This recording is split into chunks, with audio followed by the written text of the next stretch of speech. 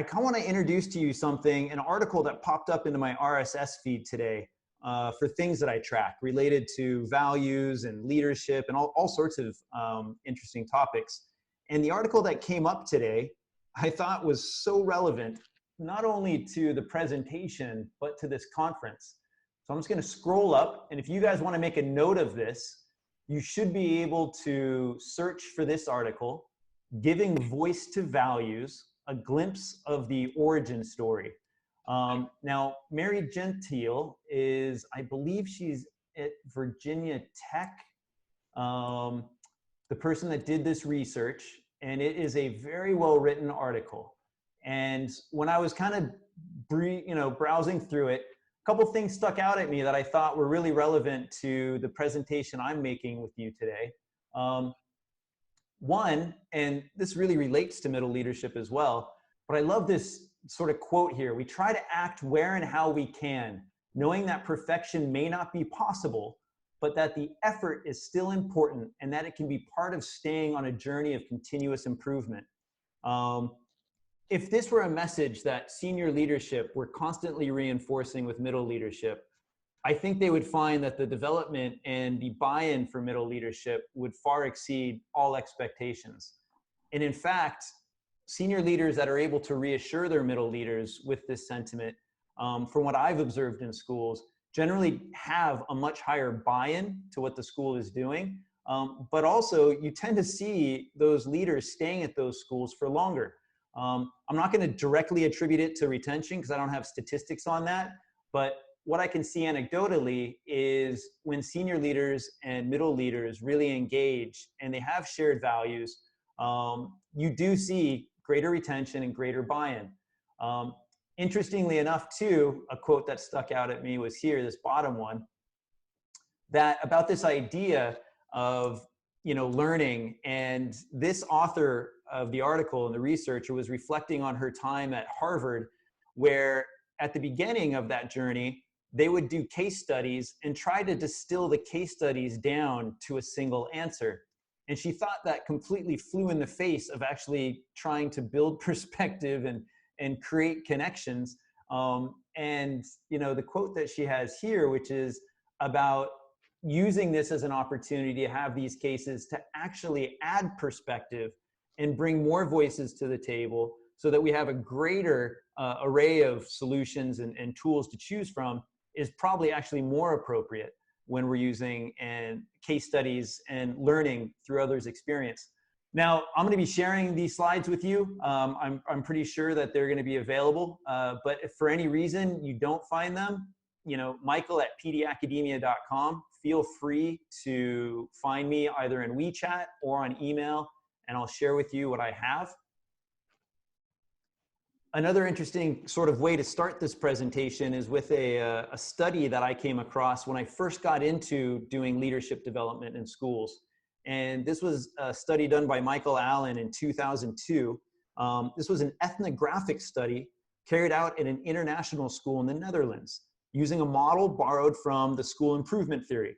The study found that a largely monocultural school culture, and this is something that's pretty common across all international schools. There's this dominant Western culture that, even though despite being in a different host country culture, still pervades and really influences everything that's happening. And what this study found is that in many of these international schools, that this causes problems for students from minority cultures, but can also inhibit the intercultural learning of those from the majority student culture. I love this image because here you have in that blue circle or that blue oval, the school culture. That green box there, that you could kind of think of that as China. And then you have all these different cultures overlapping and interacting with each other. But if they're not allowed to express themselves, they are inhibited. So I guess I'm opening today's presentation with kind of a challenging thought around how do we let our various cultures express themselves, and not just from the students, but from the staff as well. I work with a lot of staff throughout the schools, non-academic and academic. And a lot feel like their voices aren't heard. A lot don't feel very aligned with the stated values of the school. They feel they're stated more than they're lived. And in many cases, if those values aren't reinforced, the individuals or the smaller cultures will, human nature will try to express their own values in their own ways within their own silos, their own fiefdoms within the school. So connecting and aligning them, I think the main message I have for everybody in the room today, to connect and align those values across the school takes a considerable amount of effort.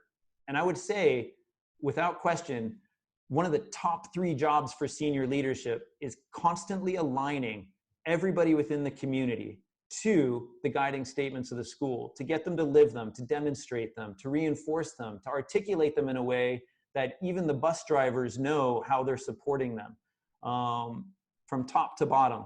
And that, without question, I said, just takes a phenomenal amount of energy. And if senior leadership are freed to do that, you see some very transformational things happening in schools. But if senior leadership get dragged into conflicts and a lot of day-to-day matters that we would love to see our middle leaders empowered to do, they don't get that opportunity to continue to reinforce and align across the community those values and allow everybody to express them, so that there's coherence across the community in that fact. So first message there is, it takes a lot of work, and the more you can position yourself to do it, the better your school will be. My presentation has been outlined and basically prepared in line with my book, Hidden in Plain Sight, Realizing the Full Potential of Middle Leaders. I'm really addressing today how we can align middle leaders to the guiding principles of the school so that they're supporting and really empowered to do the work that we've set forward in our vision and our mission and our definition of learning. So that, again, senior leaders can go forward and really work on the alignment and supporting teams in doing that work.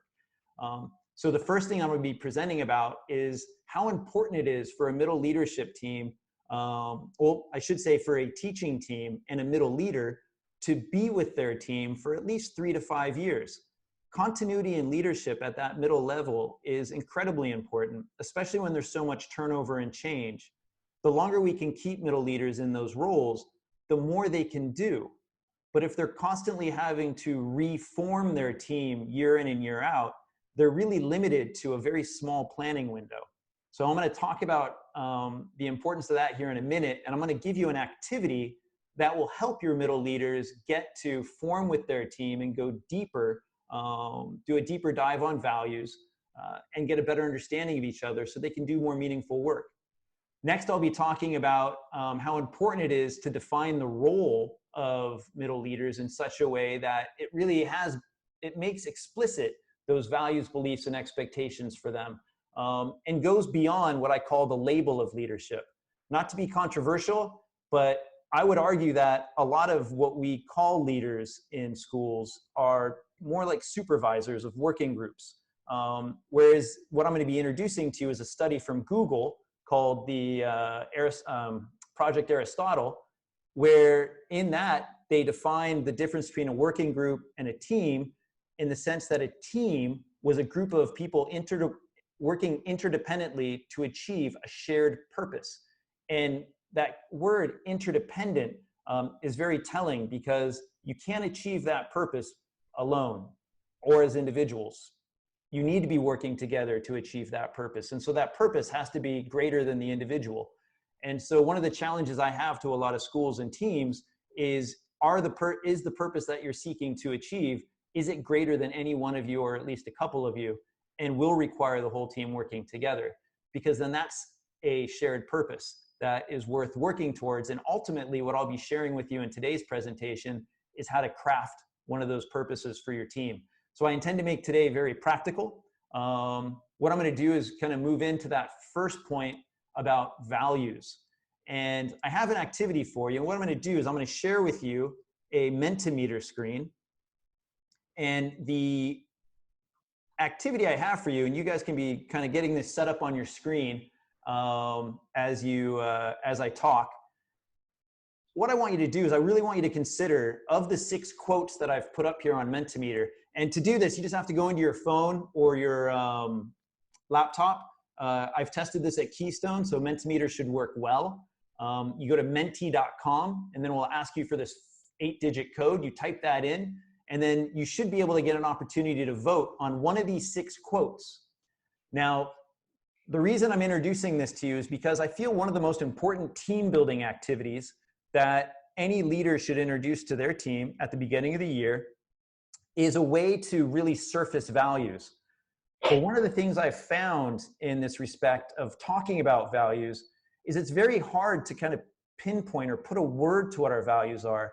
I find that values are something that we feel. It's something that when we read it, when we see it, when we watch a movie that emulates that the person we want to be or the person we think we are, we have a feeling. It generates some sort of physiological response in us. So when I want to have values-related conversations with my participants, I start with a game called 3-Quote Draw. I basically put out 52 quote cards as if we're playing poker. I give them all 3 cards to begin with, and I basically tell them, look, I want you to choose the one card that most closely matches your beliefs about leadership. Choose the one card that really resonates with you. And we start simple just with the 3 cards, but then we start circulating more cards. And I ask them that they can only keep 3, so they have to pass 2 more, and they have to continually passing 2 more. They're keeping 3 in their hand, but they're always mindful of the one that they're going to keep. And at the very end of the passing of the cards, they should have 1 card after they've cycled through all these different quotes. Because really what I'm trying to do is I have no idea what movie is going to move them, what quote is going to move them. But if I have a really good, disparate sort of array of quotes, hopefully I can find one that really sort of elicits that response, that physiological response of like, yes, that is how I believe about leadership. Because I believe once we find something tangible, that quote or that scene in a movie, something that people can see and feel and understand, then we can talk about values. So in this respect, and I see people are beginning to populate this, the Mentimeter board with some quotes that really resonate with them. We have 10 responses so far, 11 responses so far. What I'd like you to do is, now that you've done this and you've looked at these quotes, I want you to take an opportunity, and this is going to be a 3-minute conversation with somebody next to you. I want you to pair up with somebody. I want you to share with them why you chose that quote and what values you feel are inherent in that quote that are related to leadership. Why it's important for you that, that this quote really resonates with you, and ultimately, if you can, identify the values that you feel this quote represents, demonstrates. So please just find an elbow partner, take 3 minutes, and share the quote you chose, why you chose it, and what value you think it represents. That was just a quick skim of the surface of your values. And at the same time, wanting to take advantage of hybrid learning to make sure we have connection. I think one of the important takeaways from an activity like this is that to be able to express our values with colleagues in such a way that really opens up not only being able to share of ourselves, but understand them, is an incredibly empowering feeling. And one that in every workshop where I do this is always received very positively. But in truth, when asked if and how they will do this with their teams, middle leaders struggle whether or not they can do this at the beginning of the year. Or if they're doing a workshop like, tomorrow I'm starting the 9th annual middle leaders course. And, I'll ask them, hey, would you do this with your team, next week?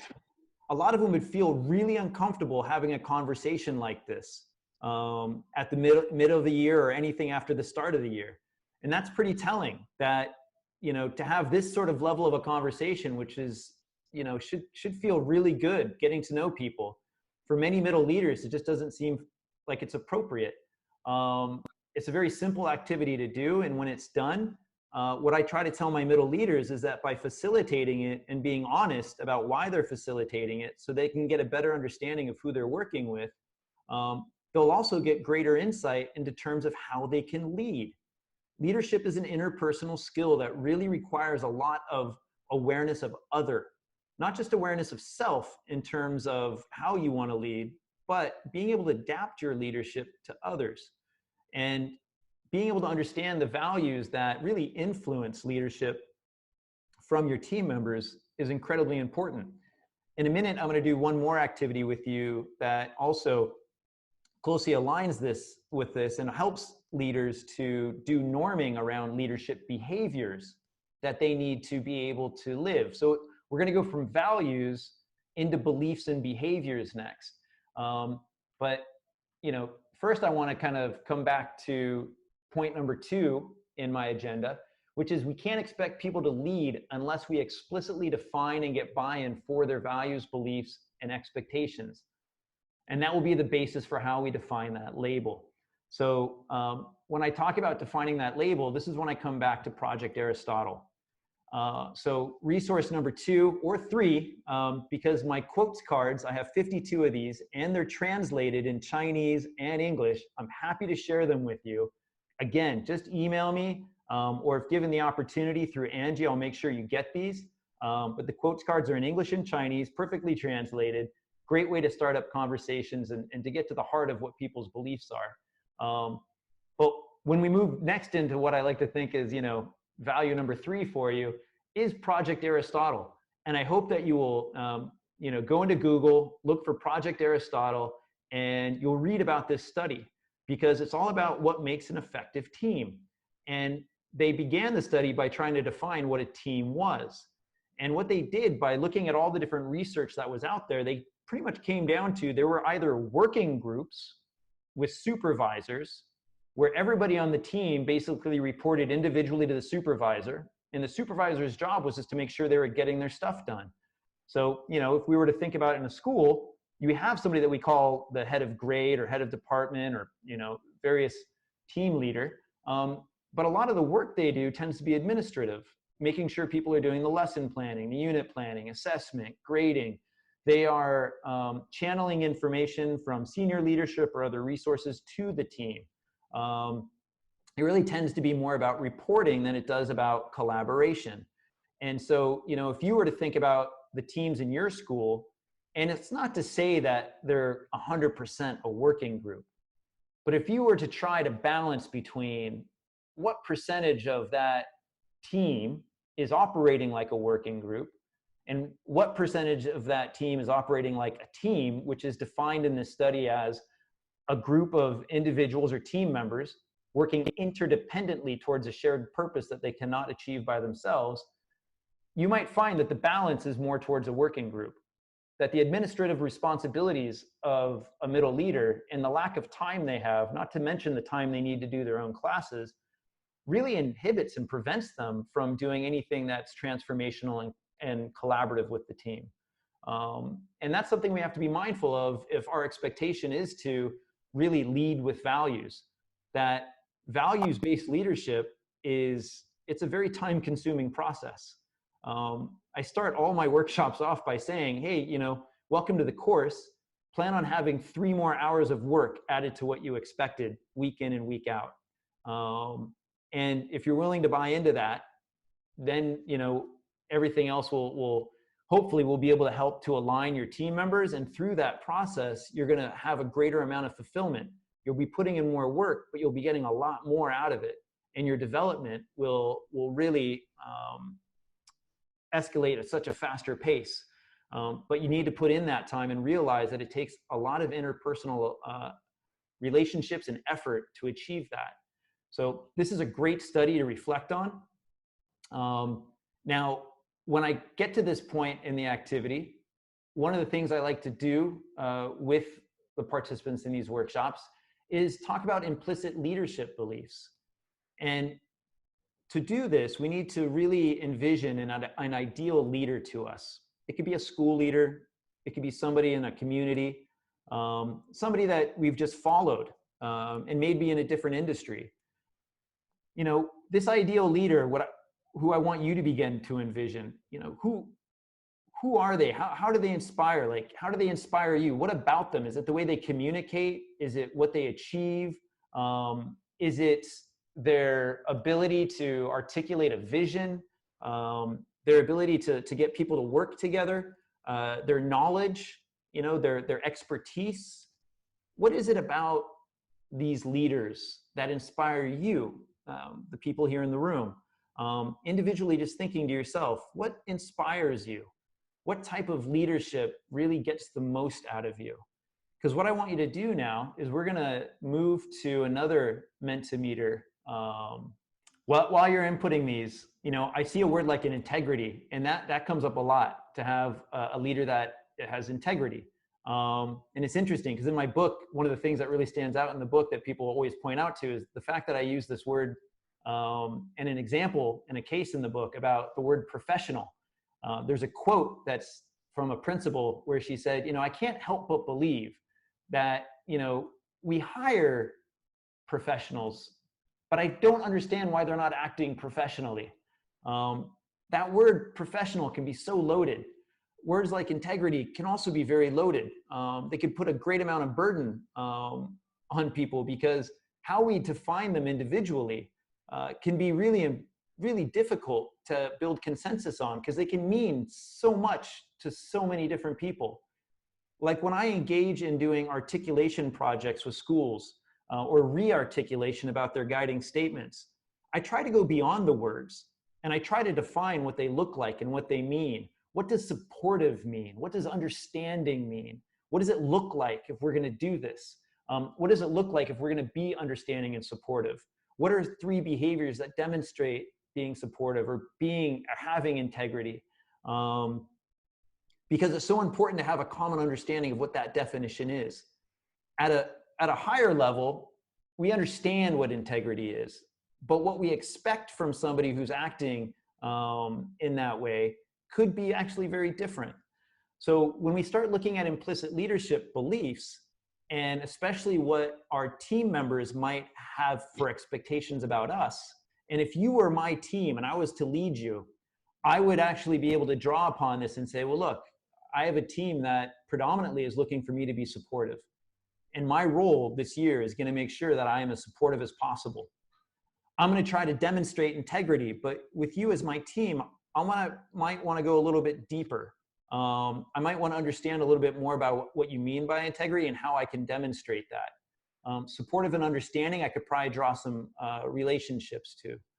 So when we look at the key words that stick out of here and how this actually can influence good leadership and values-based leadership, is by being able to build consensus on the meaning of the value. And then going a little bit further and say, what does it look like when we actually live these values? So now that in mind, coming back to my presentation as I move through Zomo, this is, you know, my 4th kind of tool for you and giveaway is this activity. Now this activity is derived from implicit leadership theory. This is something I learned about back during my MBA studies back in the mid-2000s. It's derived from a study called the GLOBE study, G-L-O-B-E. The GLOBE study originally was 1994 is when it was initiated or began forming. 1996 is when I think they began collecting research. And what they did is they went out to like 1,600 different companies in 68 different countries. And they were really trying to answer the question of what is effective leadership across these cultures and within these companies. And all the data they collected really sort of led to the development of this theory, implicit leadership belief theory, around the idea that within these different cultures, there are specific beliefs that people have for leadership. So if, for instance, in China, if I were working with a predominantly Chinese team, it is fair to say that there's going to be consistency across teams in terms of what they expect from a leader. But now, you know, if I were to be in the US or in Finland, what teams there would expect from their leader is going to vary. So they have these specific beliefs, but what they also found is across cultures is that there were universal beliefs. So things about vision and integrity, these actually were universal beliefs. But if you were to talk about collaborative, I'm looking at some other words in here that came up on the word map, involved, efficient. Some of these were much more specific to certain cultures.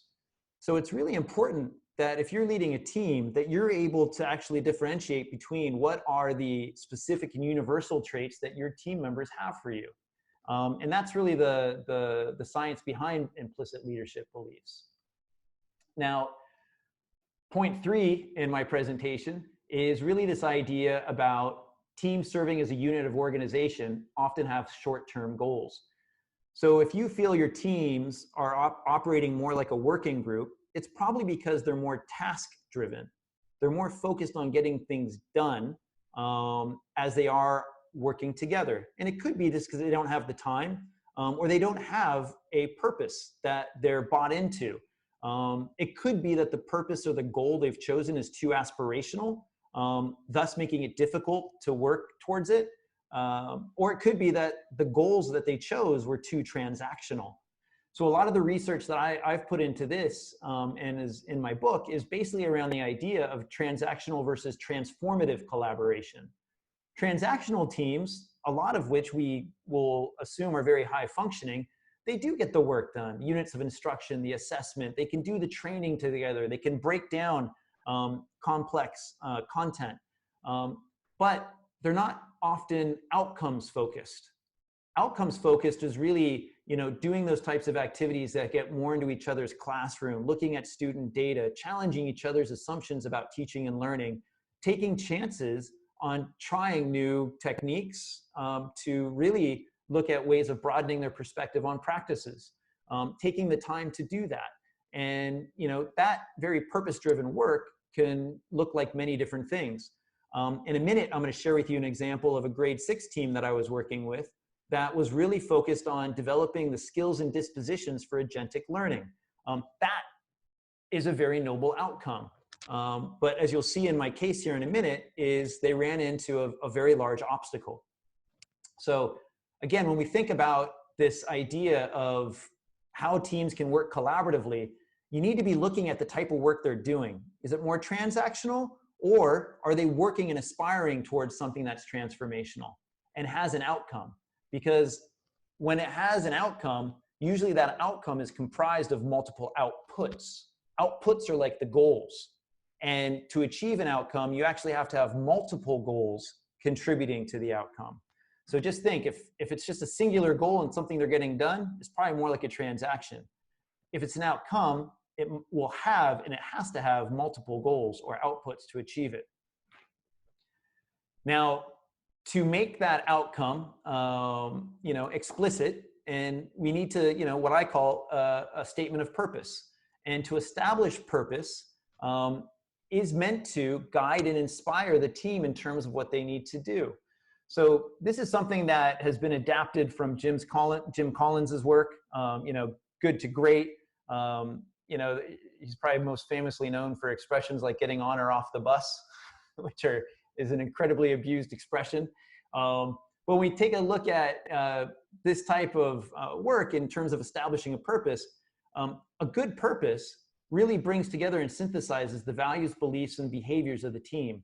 It's not just aspirational where it lies within the values and beliefs domain, because when things are more aspirational, they tend to be harder to reach. They don't guide. They inspire, but they don't guide. When we actually go a little bit deeper and we articulate it further to show the types of behaviors of what we want to achieve, then it guides. And the examples that I'm going to be showing you now is how teams can actually develop purpose statements that are not just inspirational, but guide. And from those purpose statements, they can begin goal setting. Now, 3 dimensions that influence middle leadership in this regard is their team, their outcome, and their capacity. It's quite important to realize that when we select our middle leaders, we do need to keep their team in mind. You know, how familiar are the team members? Have they demonstrated working interdependently before? How invested are they in their own students? You know, that's a really incredible part about working transformatively, that they're not just responsible for their own students, they're responsible for all students. And in this regard, when we think about that team, if for any reason we think this team is, you know, fairly new, everybody's new to each other, we need to give them more time to form. And to be fair, if it's a completely new team, that could take a whole year, because throughout that year, they're also adjusting to the working environment, the needs of their students, the myriad of tasks that are being thrown at them. To do anything collaborative or transformational would really just burn them out and stress them out, and would make it difficult for that team to form. But now for a team that's been together for 2 or 3 years, we should have higher expectations for them. So a message here that I have for everybody is basically differentiate your expectations for teams based on that team's familiarity with each other. And that would be the outcome. So when you differentiate the outcome expectations, that will help really kind of set the stage for what those teams need to do. Furthermore, we need to be looking at the capacity of these teams to do this work. Now, one way that I look at differentiating between teams and capacity is that the team reflects more of the interpersonal dynamics, whereas the capacity is more of the operating environment. So the 3 dimensions, when we're looking at middle leadership and the teams that they're on, we need to align these as well. Align our expectations to the team's, you know, how well formed this team is, what we feel this team can achieve, not just in terms of its formation, but its capabilities and how aligned we can get them to the mission. Can we align them if they're a new team and have lower expectations and have them work on, you know, lower hanging fruit that aligns with that mission? And then capacity wise, how mindful are we of all the other tasks that they already have? Now, when we look at alignment, and again, this is senior leadership's predominant goal and role, in addition to developing leaders, which is something I talk about a lot also, that senior leaders have, you know, there's 3 very important tasks that they have, 2 of which is number 1, align, and constantly aligning people, but 2, developing leaders. But here in this particular presentation, I'm focusing on the alignment. And I want to draw your attention to another resource that I think is very inspirational. And it's a book called Measure What Matters. So if you're taking notes and you're looking for inspiration about how to align teams from top to bottom, from senior leadership all the way down to your operational teams at the non-academic level, read the book, Measure What Matters. It's a great book that really introduces a model that was made famous by Intel, you know, back in the 70s, but adopted by Google, and Google is the one that's probably most famous for it in terms of the OKRs, objectives and key results. So that's some terminology that's become very famous, and it's from this book, Measure What Matters. But alignment is so key, from team all the way up to vision, strategy, and mission. And, you know, making sure that the team purpose statement understands and acknowledges that is a lot of work for a middle leader, and it takes time. So I highly recommend that when you're establishing a purpose with the team, you take a few weeks to do it. You know, if you start the school year middle of August, don't expect a good statement of purpose until the end of September. Once you have a good statement of purpose in place that really not only makes the values of that team explicit, as well as its beliefs and behaviors, but then you can start making goals and setting goals that, you know, are aligned with it. And those goals as well are aligned with the vision, mission, and strategy of the school. The types of goals we're talking about, there's a leadership goal that, you know, the team leader of that team will have that will help the team move towards that purpose, realizing it. There's the team goal, but there's also personal goals. Important note here is that team goals should not be SMART goals. Research has shown that SMART goals actually excludes and inhibits individual members from participating, because when we're forming a team goal, if it's too SMART, if it's too specific, it may not actually generate the interest of certain team members. Individual personal goals can be SMART. So just be thinking about that in terms of the research and alignment and the purpose of multiple goals, personal, team, and leadership. So now, to close out, and in the last couple minutes, I just want to give you a quick example. Things to consider when you're creating this team statement of purpose is, who are we as a team?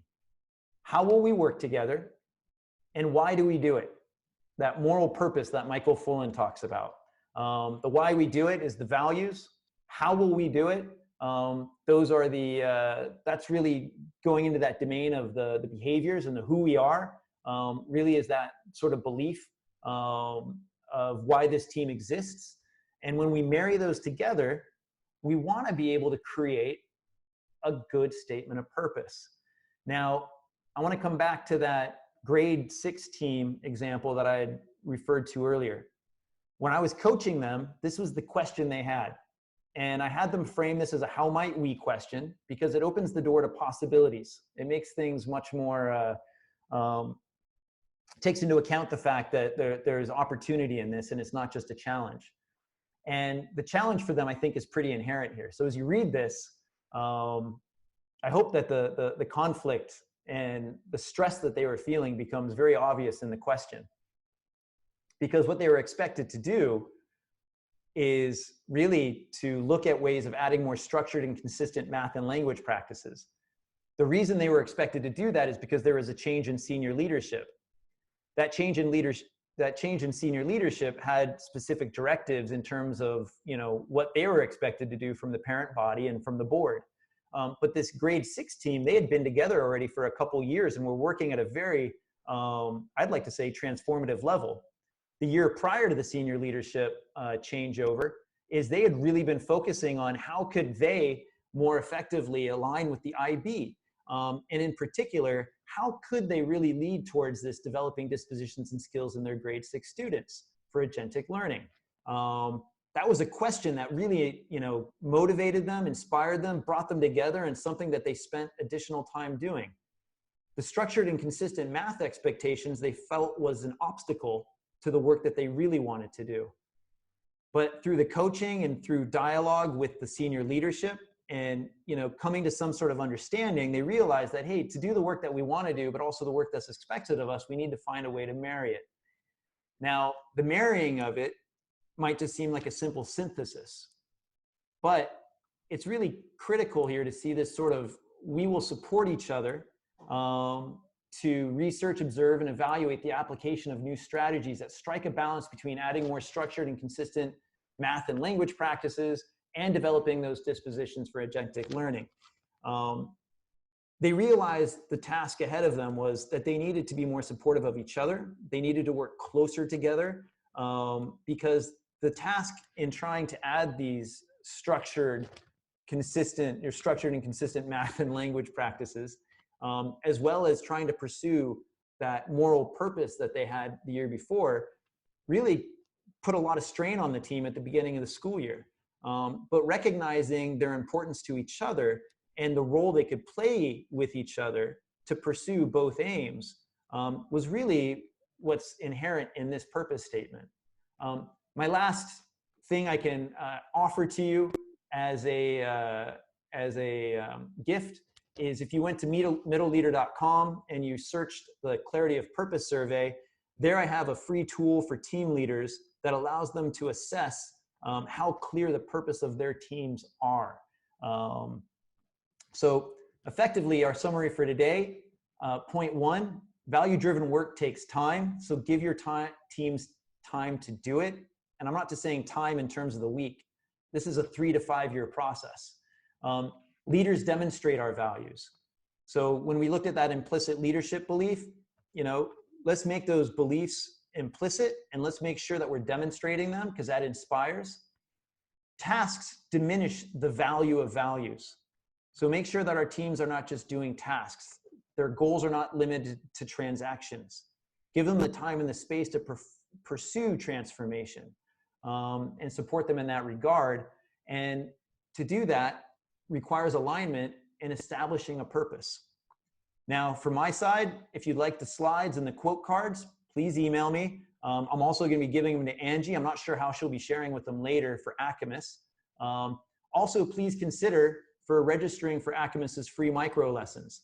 You've undoubtedly been spammed by me already about these, but Jennifer Abrams is speaking next Wednesday at 7:30 a.m. About stretching your learning edges. And she's a really fun speaker. And she'll be giving a 15-minute micro lesson on 3 things that you can be doing to prepare for next year to become a better team leader. So I hope you'll take advantage of that, because all of these speakers that we have at Acamus are doing this voluntarily, not for fee, because they're very passionate about helping Acamus leaders prepare for next year.